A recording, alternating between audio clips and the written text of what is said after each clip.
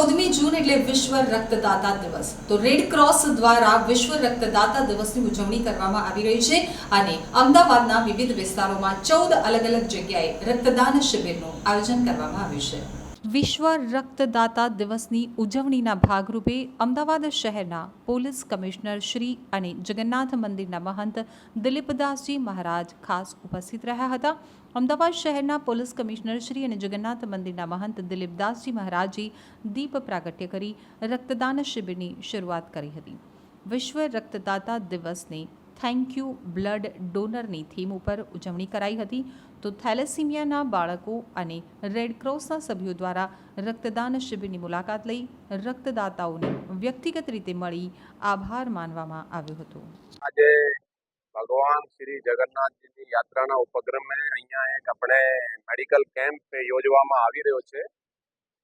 જેમાં જે મહિલાઓ છે જે 40 વર્ષથી ઉપર છે એને કેન્સર થવાની થોડી શક્યતા હોય છે, જેના અનુસંધાને અહીંયા ગુજરાત કેન્સર સોસાયટીના હોસ્પિટલ જે છે એની સાથે અને પોલીસ સાથે મળીને અહીંયા મેડિકલ કેમ્પ યોજવામાં આવી રહ્યો છે। જેમાં મહિલાઓના જે કેન્સર છે એ જો થવાની શક્યતાઓ ડિટેક્ટ થઈ શકે એ બહુ સારી રીતે અહીંયા એક પ્રોગ્રામ યોજાયો।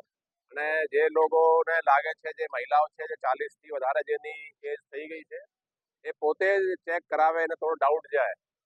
અને રથયાત્રાના અનુસંધાને પણ હું કહેવા માંગુ છું કે અત્યારે બહુ સારા એટમોસ્ફિયર છે।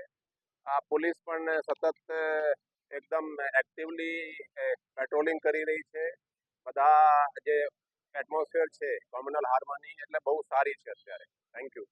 યાત્રાના પૂર્વે શહેર પોલીસ કમિશનરશ્રી દ્વારા અને સારી એમના ટીમ દ્વારા માં સુભદ્રા સ્વાસ્થ્ય રથનું એક મેડિકલ કેમ્પ જે કેન્સરનું આયોજન કર્યું છે।